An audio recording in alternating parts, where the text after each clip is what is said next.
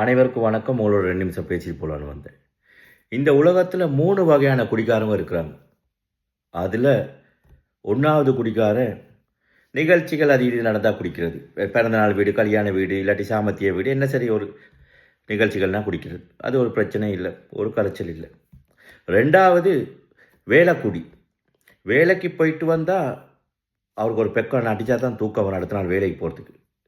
அவருக்கு சம்பளமே 2000 3000 தான் இருக்கும். அதில் 1500 குடிக்கிறதுக்கு போயிடும்.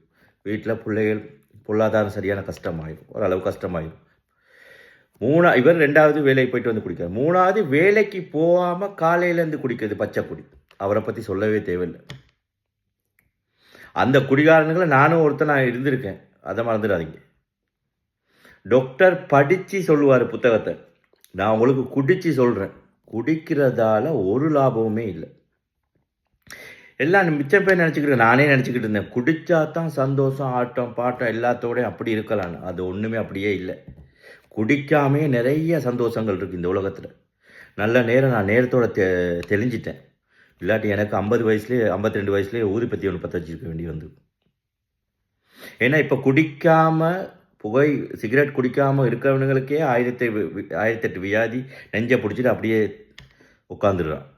பாருங்க குடிச்சிட்டு எவ்வளோ இப்போல்லாம் செய்திகளை பார்த்தீங்கன்னு சொன்னால் 38 வயசு 40 42 என்ன காரணம்னு கேட்டால் மிச்சம் குடித்தவனாக தான் இருக்கான்.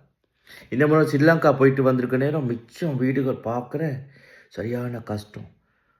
பொருளாதார பிரச்சனை, சாப்பிட்றதுக்கே கஷ்டமாக இருக்குது. என்னன்னு பார்த்தா கொஞ்சம் ஆராய்ஞ்சி பார்த்தா அவங்களோட வீட்டு தலைவன் குடிகாரனாக தான் இருப்பான்.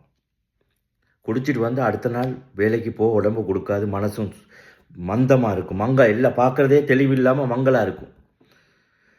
பொருளாதார பிரச்சனை, பொண்டாட்டி போட்டு அடிக்கிறது, பிள்ளைகளை போட்டு அடிக்கிறது. என்ன செய்ய பொண்டாட்டி பிள்ளைகளை என்ன செய்ய அடியை வாங்கிட்டு வருஷக்கணக்காக இப்படியே தான் நடந்துக்கிட்டு இருக்கு. அதனால் நான் இப்போ கொஞ்ச நாளாக குடிக்கல. இப்போ அம்மா என்னடா இது குடிக்காமல் இருக்கனே, எவ்வளோ உடம்பு ஆரோக்கியமாக இருக்குது. மனதும் உடம்பு மன ரீதியாக இல்லாட்டி உடம்பு ரீதியாக நல்ல ஆரோக்கியமாக இருக்குது. நான் பட்ட இன்பத்தை உங்களுக்கு சொல்கிறதுக்காகத்தான் என் தொண்டையை கிழிச்சு கட்டுறேன். இன்பத்தை படாட்டி படல, துன்பத்தை பற்றாதீங்க. அதனால் ஏண்டிய அளவு முயற்சி பண்ணுங்க, குடிக்கிறத குறைங்க, இல்லாட்டி நிப்பாட்டுங்க. இல்லை நான் சொல்ல வரல நீங்கள் குடியை நிப்பாட்டினாப்புல பெரிய பணக்காரன் ஆகுவீங்க, கார் வாங்குவீங்க, பங்களா வாங்குவீங்க, அப்படி இல்லை. அன்றாட வாழ்க்கையை நீங்கள் வாழணும்னா சந்தோஷமாக குடும்பத்தோடு இருந்து ஒரு படம் பார்க்க போக என்ன சரி நல்ல விதமாக யோசிக்கணும்னா நீங்கள் குடியை கட்டாயம் நிப்பாட்டணும். மிச்சம் பேருக்கு நான் கொடுக்குறேன். உண்மைக்கு யார் சரி இதில் பார்த்து குறைச்சி